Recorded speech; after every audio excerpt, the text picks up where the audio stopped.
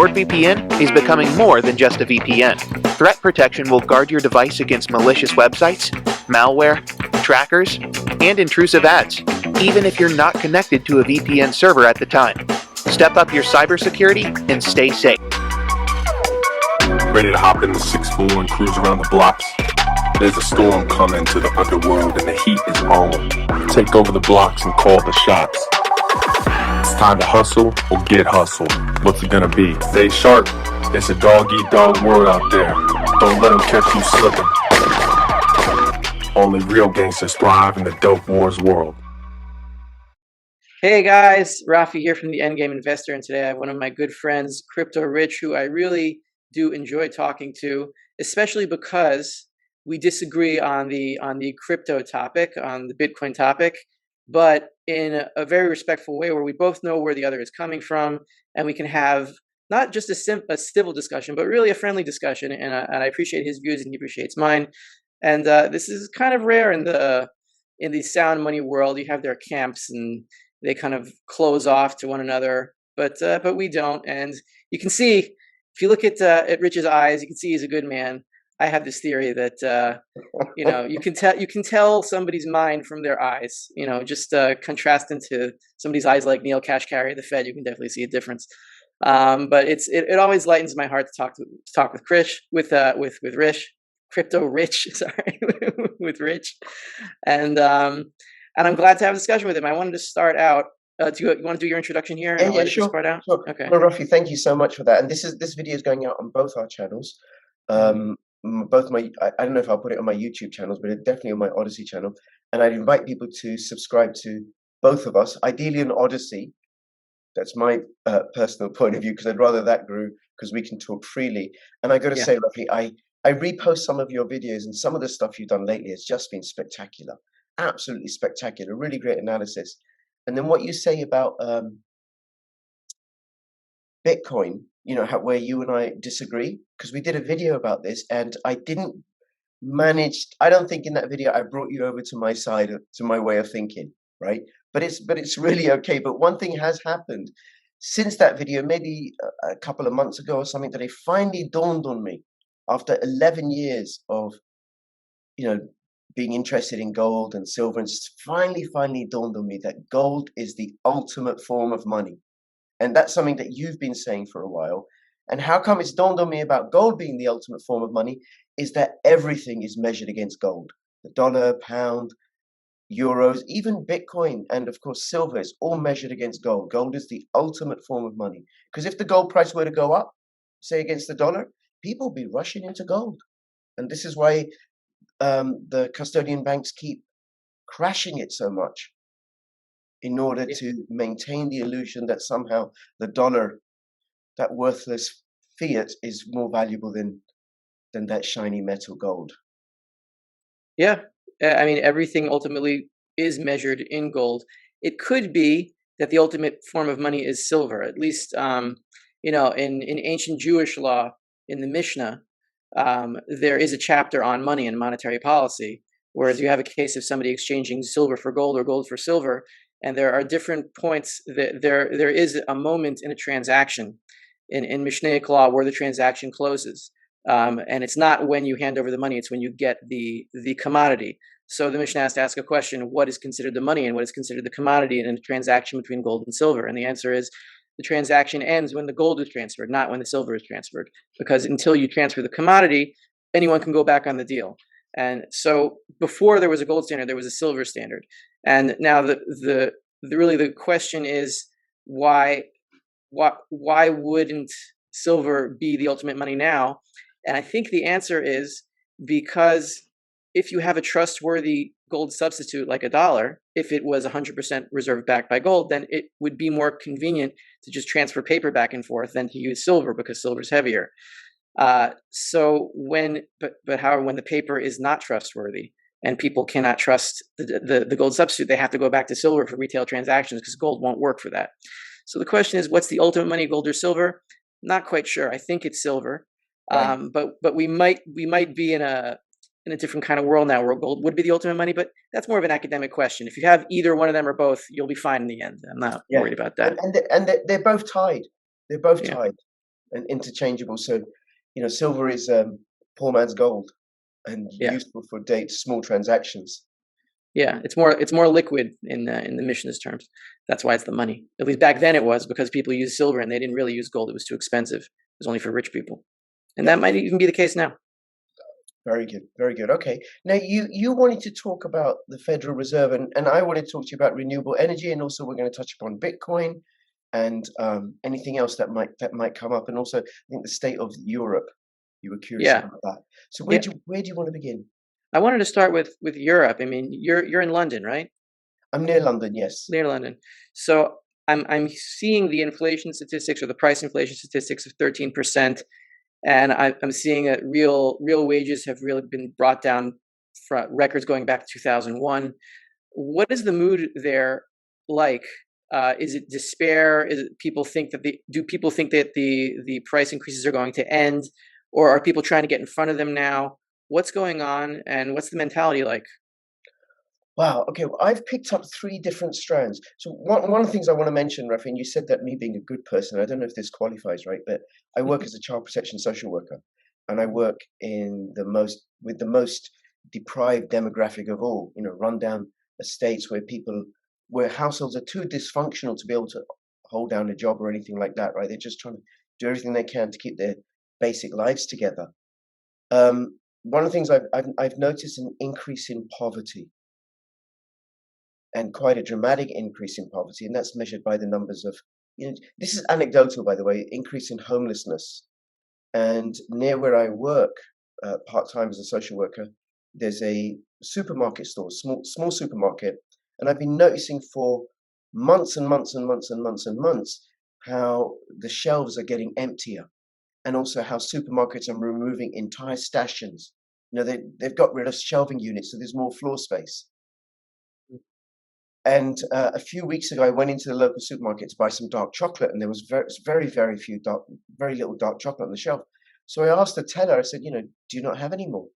And he said that they keep it in the back because the amount of thefts, people coming in and just stealing the chocolate, just shuffling it into a plastic bag and running out. Now we're talking about chocolate that's costing maybe $4 or $5 a bar, and people are stealing Wow. that. And then there's in reports I've seen of cheese, just regular cheese with security tags on it. So these are not high-end goods like a really expensive steak, but cheese. Mhm. So Are there also tags on meat, or on the more expensive stuff? I haven't noticed that. I've noticed the prices going up. Hmm. And one of the things I have to credit you for is because when I discovered you over a year ago, because you were covering how the money printing was leading to disruptions in the commodity supply chain. And you were doing that months and months and months ago. And that woke me up to how that was going to affect the retail market a few months down the line. Hmm. And so I've been warning friends and family since I started watching your videos over a year ago that, hey, you better start stocking up because things are going to run out. Move before the crowd rushes in. Better to be early than to be late. So I've noticed that. Then there's reports about the police not having the resources to investigate crime because there's so much crime going on, but also there's an excess of deaths happening, and the mainstream media can't for the life of them understand why. Why are all these people suffering from sudden adult death syndrome? Why are children getting dementia?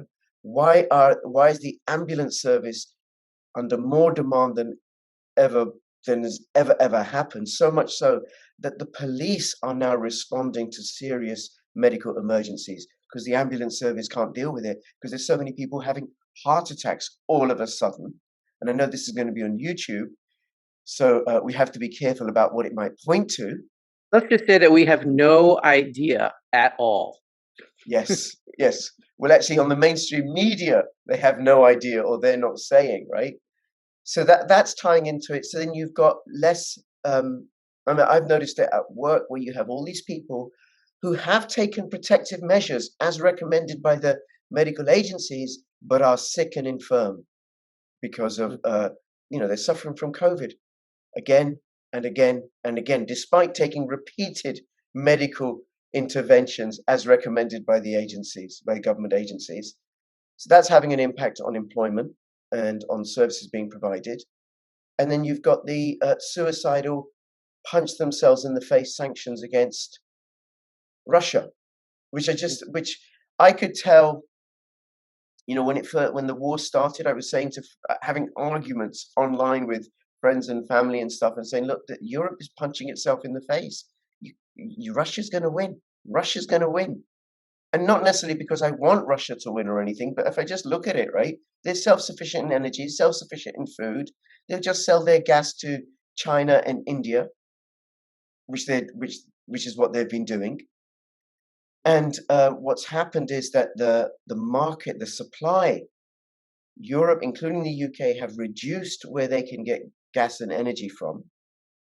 And then that's had an impact on energy costs, which of course impacts everything, because it impacts transport, it impacts manufacturing, it impacts the production of all the spin-offs from gas and oil, including fertilizers and the other sanctions that they've put in place in Russia. So we've got a lot of anger, growing anger about the cost of energy and the cost of living crisis. And what's missing in the mainstream media is connecting that to the lockdowns, because that also disrupted the supply chain. So on the one hand, you've got this increasing anger and increasing activity by the trade union movement, by the left, in the mainstream media, people getting incensed about it, campaigns to not pay their energy bills when the next price rise comes in, which I think is due in October. And then there are those that I suppose normally the Guardian readers, people that watch the BBC, and the middle classes, people of my demographic who I think aren't awake to what's going on. And they think, no, somehow. Was it a friend of mine said to me last week, do you think Russia's winning? And I said, well, I don't know. I mean, in reality, I don't know. There's so much propaganda on both sides, right? Whether it's RT or BBC. But I said, listen, they have 20% of Ukraine's territory. I think they're doing pretty well from their point of view. But that's not at all portrayed in the mainstream media, how well Russia, it's all about how badly Russia is doing. And any time it's going to fold, and the insane notion. By the way, this is a really long answer to your question, so feel free to interrupt me. The insane notion that Russia is bombing itself and its own troops on the nuclear power station that it is holding. It's like, what? No, that makes no sense whatsoever. So I had a related question on the UK. I saw this article, and this is the opposite direction that Israel's going in. Israel's going in the direction of a cashless society, and that's not going to last very long, because that'll only speed up the price increases, because it makes it so much easier to transfer these to transfer currency, and also it raises prices by subjecting everything to taxes that are going under the table with cash. So it creates very, very quick price increases. But I read that in the UK, there's a record withdrawals of physical cash. Do you get the sense that in the UK, the government's going to try to clamp down on that? And what is going on with your government? Is there a new prime minister? Are there new elections coming? I hear Boris Johnson is out now.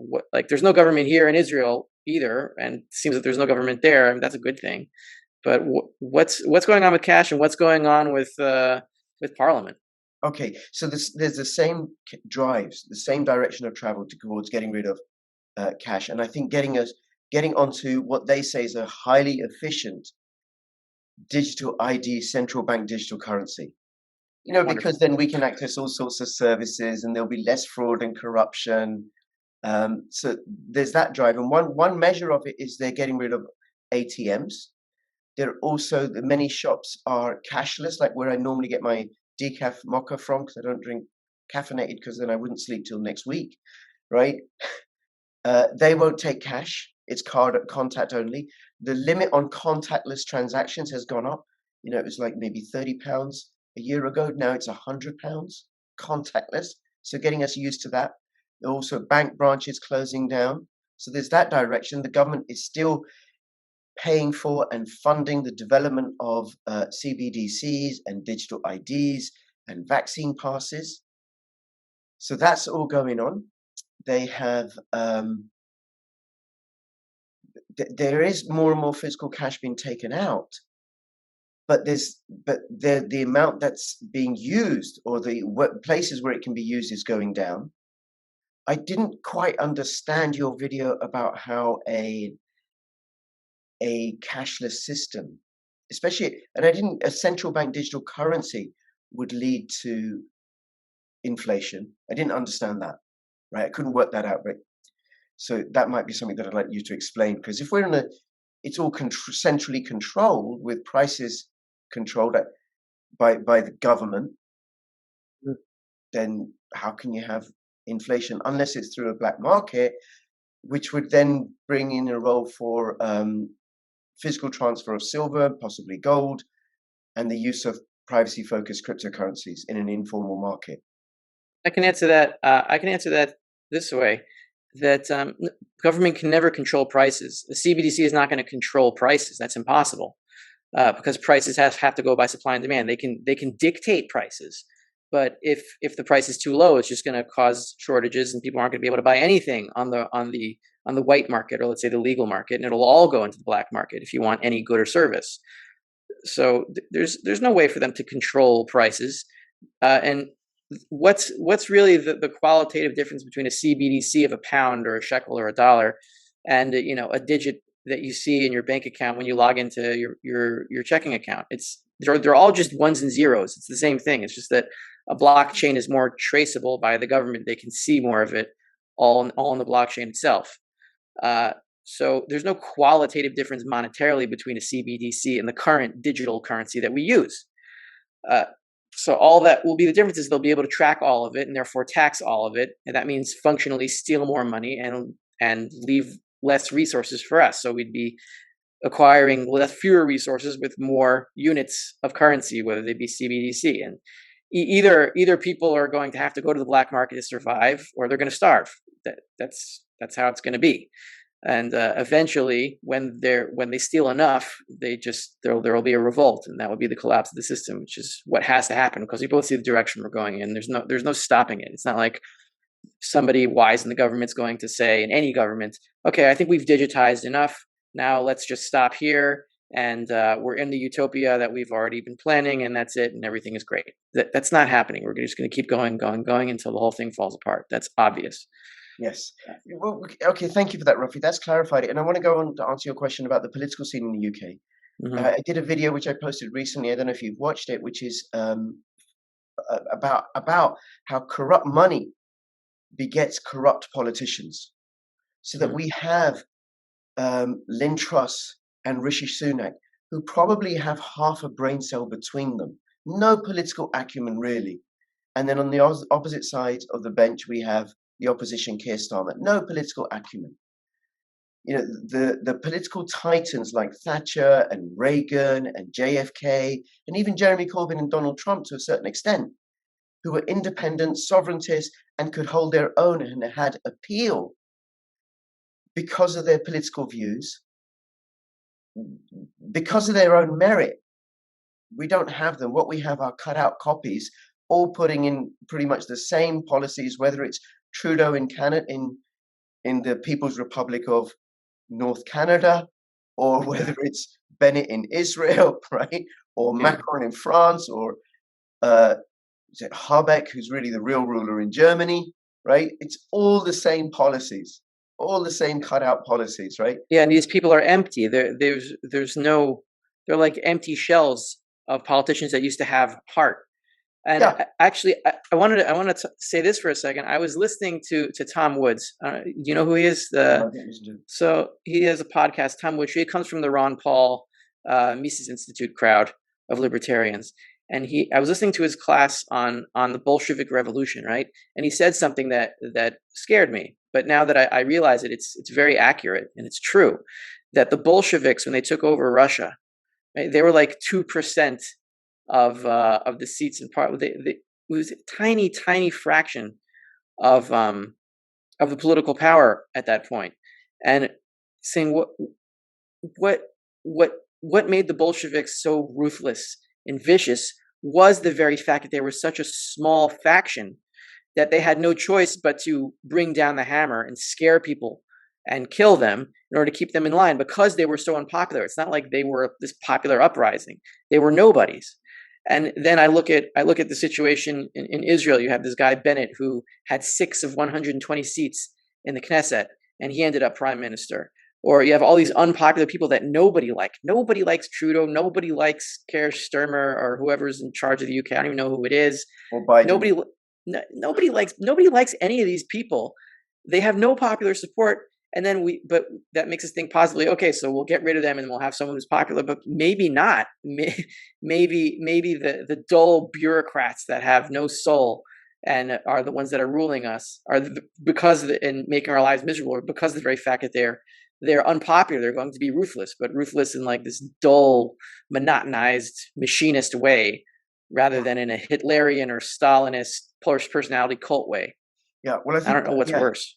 But I think the authoritarianism is definitely there, right? Because if I mean, the British government has just very recently made it okay for insects to be part of the human food chain, so that they can put insect-based products into our food chain.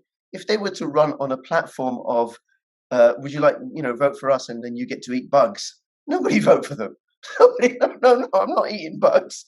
I'm not doing it, right? So completely get your point. Or, some of the practices, some of the policies that this conservative government are put into place, they're not Tory. They're not traditional conservative policies about promoting small business, religion, preserving English culture or British culture and way of life, preserving the family, freedom of choice. I just give you a few examples. And there's a libertarian element to the British Conservative Party, which is completely gone. They're putting in place laws that will allow the police to arrest people on their way to a demonstration. So not even at the demonstration, right? And I think I've told you, my children have never been to school, home educated.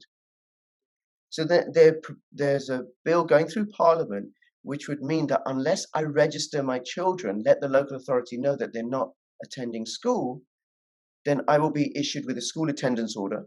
I've got 15 days to appeal. If I lose the appeal or I don't reply or whatever, my children, then I get fined. If I refuse to pay the fine, I go to prison for up to a year. When I do my sentence, I do the year in prison. I come back out, I can be fined and sent to prison again for the same offense. It would also allow the government to ban and outlaw religious schooling. So if I want my kids to go to a Christian school or a Muslim school or a Jewish school or a Hindu school, the government— That's straight up communism. That's straight up. It's Stalinism. Stalinism. Yeah. It completely is that sort of centralized control. It makes it illegal for people to bring onto a school campus any sorts of non-approved literature. So, for example, I couldn't bring a book onto campus that said that actually what the British call the First Indian War of Mutiny, the Indians call the First Indian War of Independence. Yeah. Or if they want to promote, woke culture and encourage children to change their gender identity at the tender age of 7, and I brought something on that preserved the family, then I could be fined or imprisoned. This is actually these are laws that are being passed or bills that are being proposed. What is going on? It's going through Parliament. This is not what the Conservative Party campaigned on. These are not conservative policies. Even the thing about, there was something a few months ago, it's now not going to happen. There's a small village outside the city of York. York is a beautiful, beautiful city, an old capital of England. The city is inside an old castle, and it's in the northern English countryside. Beautiful, beautiful place. There's a little village outside of York called Linton-on-Ouse. And I think there are 700 people that live in this village, which probably goes back to hundreds and hundreds and hundreds of thousands of years, old English settlement. This Tory government, this supposedly right-wing conservative government, were proposing housing 1,500 single men from Iraq, Syria, and Afghanistan in that village. Now, I'm Muslim, right? But I'm like, what the hell are they doing? What the hell are they doing? 1,500 Muslim men in this English village, outnumbering the locals 2 to 1. Like they're trying to destroy the country. That's That's what what they're doing. has It's to going to be set people against each understood. other. It's going to Th- set people against each other. this whole, we're trying to pick the politicians that are on our side. This is not the game anymore. It's not like we have to vote a certain way and we'll stop the tragedy or the atrocity of what's going on. This is governments against people. Yep. That in every country, that's what has to be understood. And now I wanted to make like a little bit of a separate point here, and that in getting out of this, and we will get out of it. They're not going to destroy all of society. They will collapse. But there's going to be a regression. And when we fall back, we're going to have to fall back onto something. And I don't know much about Islam, but and maybe you can answer this in parallel to Islam. But for example, in Judaism, we pray for the rebuilding of the temple in Jerusalem. Right, it was destroyed twice. Solomon's temple was destroyed in 586 BCE, and then the second temple was destroyed in 70 of the Common Era. And we've been praying for the rebuilding the whole time. And a lot of people wonder, like, why do we want sacrifices of animals in the temple again? The whole thing seems antiquarian and outdated. You don't need to kill animals to God anymore. It seems crazy. But now we see what's happening with trying to outlaw meat and have people eat bugs. And in order to fight this, we need some kind of older system of values to fall back on in order to get rid of this insanity. And now it's looking, now that we're in a world where they're trying to outlaw meat and trying to get us out of it. I just saw that in Austria, they're putting meat on a secondary menu in their Burger Kings, and they'll only give you a meat burger if you specifically ask for meat, and all the other burgers will be fake meat. Unless we have a system of values that eating meat is a part of, they're going to take that away from us too. So does Islam have a religious basis for eating meat? And I'm not saying people have to eat meat, but I'm saying it has to be part of a system of values where humanity is put above animals, or else we're going to be on the level of animals, and that's what we'll be treated like. Yep. Now, just on that, so meat eating is really big in Islam. I'm from Pakistan, so definitely very, very big in Islam, right? And my understanding is that we don't eating insects is not halal. I don't think it's kosher, but you'd know better than I, right? There's one kosher insect in Judaism. The grasshoppers and those types of bugs are kosher according to the Torah, but very few Jews actually eat them. But we could theoretically, but other bugs, no. Yeah. It's and certainly not mass produced, fed on God knows what insects, right? So so there's the Eid al-Adha is the biggest festival in the Muslim calendar, and that's to commemorate when Abraham sacrificed a goat instead of his son. So yes, we have that, and then what happens at Eid al-Adha is people go and buy goats and halal slaughter, and then you give away some to the poor people. Poor and eating the goat is part of fulfilling of that ceremony. Yeah, like you have to eat. Okay, so that's good. That's encouraging. What I'm going to warn you about, Rafi, is I'm a very liberal Muslim. My mum was Sunni, my father was Shia. He's very orthodox. And we never quite resolved in our household which way to go. And then I managed to escape formal Muslim instruction, right, that way. Now, but what my father always said to me is, look, in Islam, you can eat animals, you just have to treat them right. And then you have to honor them. And of course, halal slaughter includes prayer, because God gave us these animals for us. We treat them right, and they're for us. Now, personally, I'm keto. I'm high fat, low carb. And I subsist mostly on a diet of meat, eggs, and fruit. Yeah, me too. Oh, there you go, right? The best people into gold, silver, crypto, and keto fruito, right? Yeah. So yeah, it's a big deal. And then what's happening in the UK with regards to that, and is that the government is giving money to farmers to stop farming. They're doing that in Northern Ireland. We'll give you some money to stop farming. In Northern Ireland, they're promoting the culling of cows and sheep. Then I'm sure you know what's happening in the Netherlands and Spain and Canada, where they're out to stop farmers from farming in order to control the food supply and thus control us. However, I think at that point is where people start resisting. It's like, because the choice is death by protest or death by starvation. Well, I'll go by protest, because at least I've got a chance of preserving my life here. Yeah, yeah, that's where we're headed. So I wanted to redirect a little bit, but into the crypto discussion now, because I have slightly rethought my thinking on rethinking. I've slightly rethought the issue. Mhm. Somebody asked me a question. I was meeting a guy in Jerusalem last week, and he asked me, if you're a Canadian, right, and your bank account has been shut down by Trudeau for donating $5 to the truckers or whatever it is that you did, and you have no way of buying goods and services, like what are you going to do? I mean, and as much as I want to say give a silver coin to some to a grocer, that's not going to work. Um, at least not yet, because the fiat currencies, the pound and the Canadian dollar, they're still functional. So you would need some kind of network to transfer value, and right now Bitcoin does that because Bitcoin is still a dollar substitute. So I would say right now Bitcoin has more utility than a silver coin, because the chance that somebody will accept Bitcoin and you can buy goods and services with that is probably higher than accepting a silver or a gold coin for what you need to survive.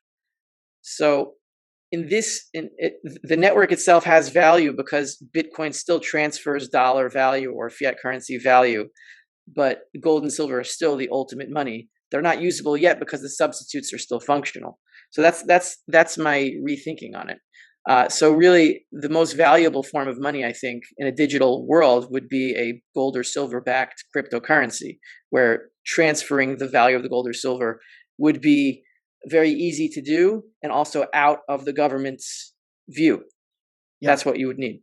yeah. Well, thank you for that, Rafi. And I agree with you in part, right? So I'll say the part that I agree with you, which is you've long maintained that gold is the ultimate form of money, and I now get it. I completely get it. And then you said earlier that perhaps silver is, right, but gold and silver have both, is what I say, right? Well, the Yes. silver I think is much prettier. I prefer how that looks, but that's just this aesthetic appeal. And by the way, if you're in the UK, or even if you're not, you can get a silver Britannia. Is so beautiful.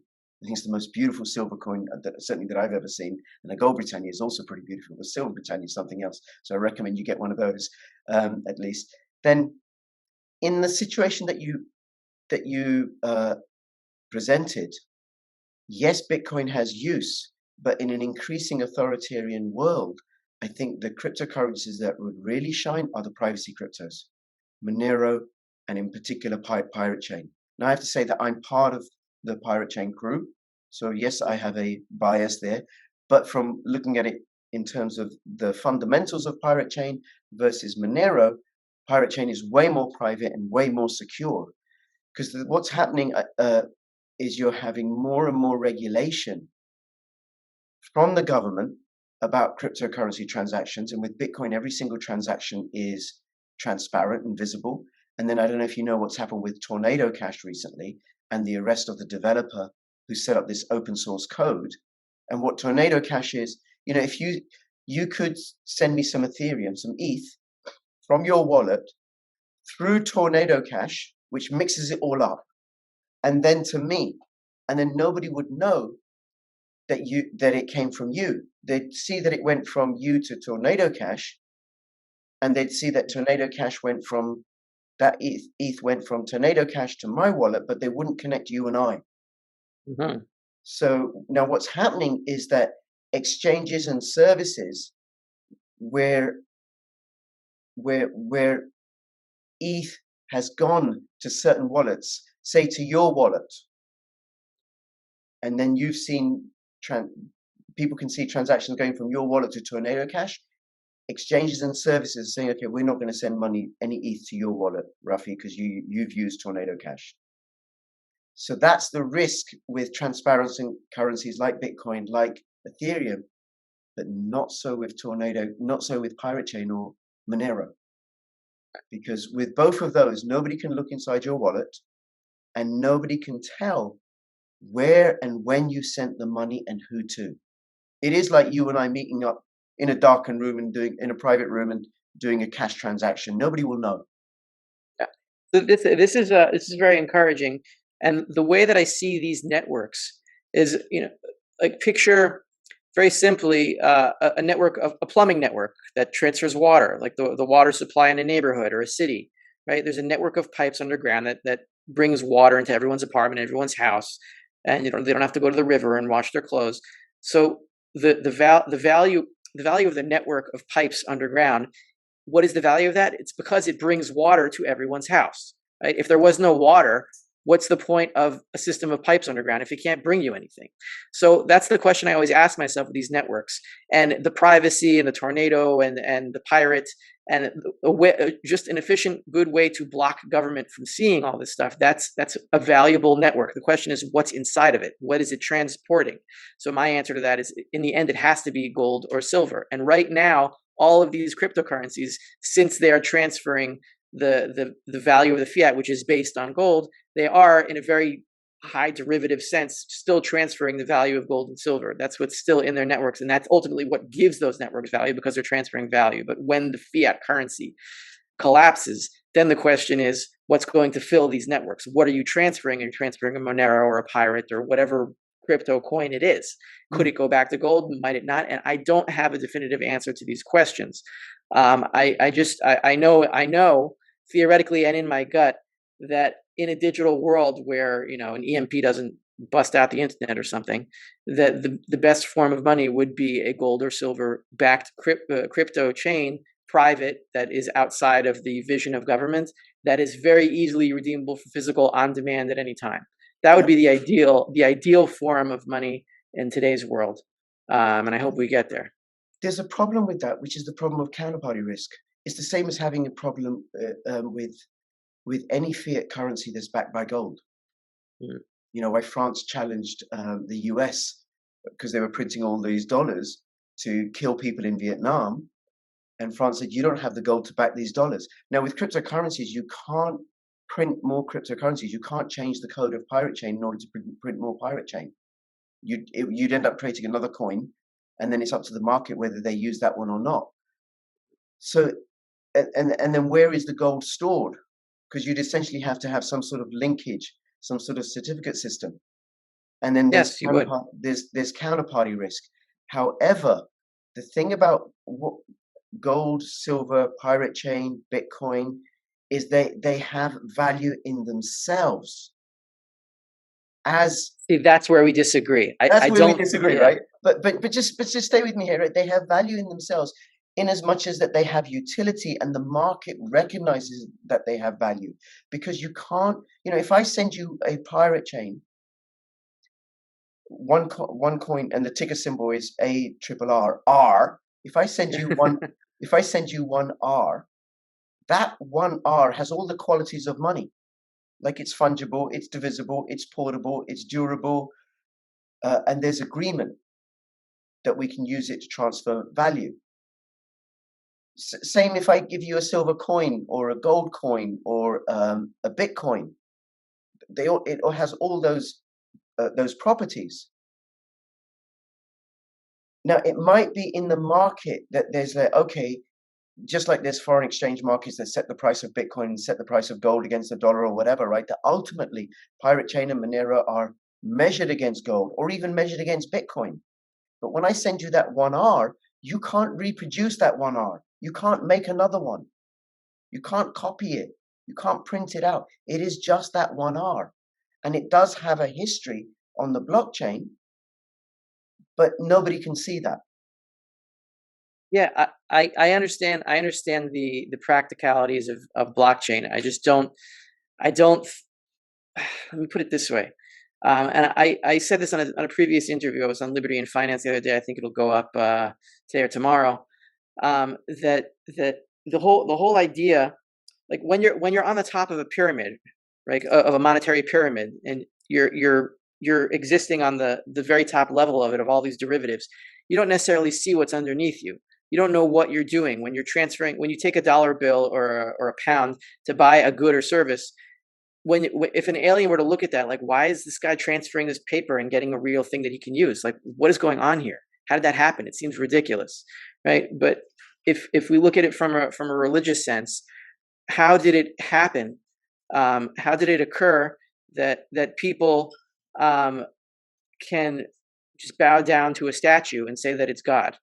Okay, how did that happen? That's equally crazy, because a man makes a statue out of stone and he says, okay, this is God, I'm going to bow down to it.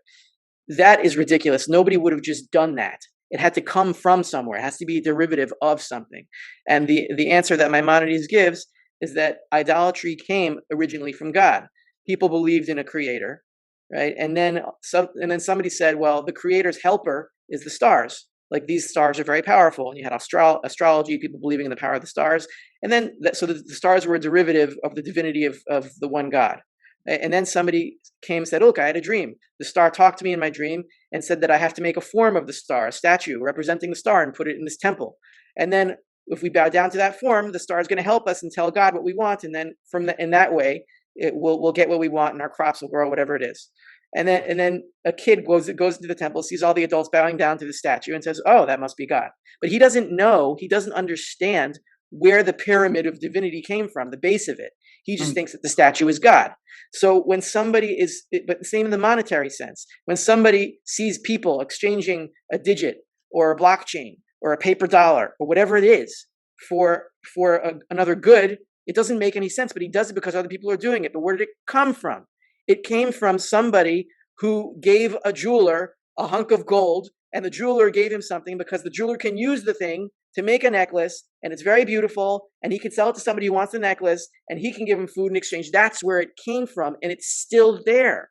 That's the idol that the guy made and put in a temple for people to bow down to and sacrifice to or whatever.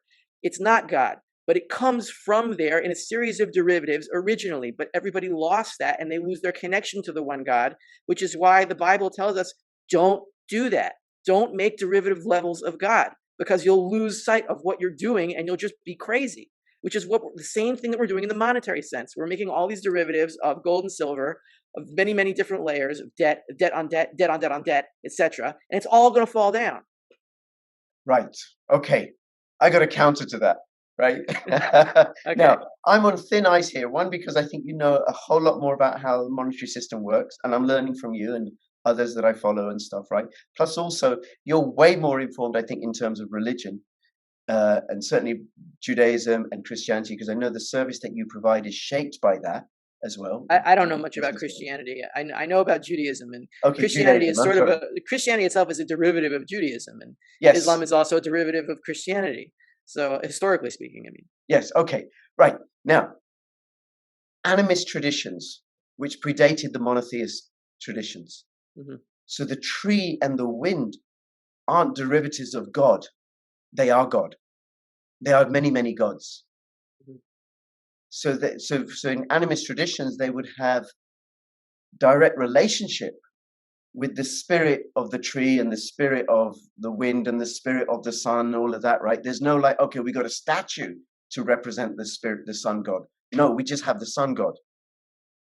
So you have many, many different forms. And it might be when we have the monetary collapse of the current fiat system, we then have many different forms of real, tangible things like gold and silver. Because gold isn't a substitute for anything else. Gold is gold. Rafi, I'll take your gold. Don't feel shy about sending me gold, right? Don't think I'll refuse. I won't be offended, right? Yeah, I'll take the gold. I'll send you some silver. Gold, I'm not going to send you. Fine. Okay. Well, gold would be cheaper in terms of postage costs. So gold or silver, no problem. They're the real thing. In a digital world, Pirate Chain is a real digital thing. Okay, you can't hold it, but it has utility. Just like the code under, you and I are recording this on Zoom, just like the code that determines Zoom or determines whichever browser we're using, whether it's Decenter or Firefox or Brave or whatever, right? That's a real digital thing that has utility in and of itself. Okay, I can't go that far, and I don't agree with that statement. But again, this is where we diverge. All right, let's see. Yeah, but do you know something? You send me some silver, I send you some Pirate Chain. We'll both be happy. Yeah. All right, it's. I think we should cut it off here. I have another interview that I got about the Fed. about the Fed. So we'll edit this part out. I wanted to close off this discussion with Rich just a minute or two about the Fed going bankrupt, and the whole idea of that seems ridiculous, but it isn't. Because what does the Fed own, right? It owns bonds. It owns treasuries mostly and mortgage-backed securities. And now we say that the dollar is unbacked. However, the dollar is not unbacked. The dollar is backed by the assets on the Federal Reserve's balance sheet, because the Fed is the issuer of the dollar. On the other side of the dollar is the Fed's balance sheet. So that's what backs it. The question is, do the assets on that balance sheet have any value? Now, if they don't have any value, then the dollar is backed by assets that are worth nothing, which is essentially backed by nothing. Then you can say the dollar is backed by nothing. So when the Fed raises interest rates, the value of the bonds on its balance sheet will fall, and the amount of money that it has to pay banks on interest will rise. So meaning its assets will fall and its payments will rise, and meaning it'll start to go bankrupt. So it mathematically, functionally, financially, the dollar will lose value when the Fed goes bankrupt. And when the Fed goes bankrupt, the dollar will be worthless. This is the balance sheet equivalent of what hyperinflation is and how it works. Okay. Now I have and I'll just do this in a nutshell, and I invite you to check it out if you haven't, right? Tom Luongo, and I've had him on my channel pretty regularly, and once a month I do a video with him. But his argument is that the Fed is at war with the WEF, because the Federal Reserve is not going to let go of its business model, of its banking business model. So they're raising interest rates, even though it will crash the economy. And they're raising interest rates in order to bankrupt the European Union and the ECB and crash the euro. And the dollar is rising because capital is fleeing into the US, where it's treated better because interest rates are better. And then you're going to have more and more internal investment within the US. So the US will recover. It'll take a while. And then at some point, I don't fully understand it, but at some point the dollar will crash sometime after that, because there'll be so many dollars coming in, perhaps. So we shall see. These are interesting times indeed, Rafi. Yeah, look, there's so many different angles you could look at this from.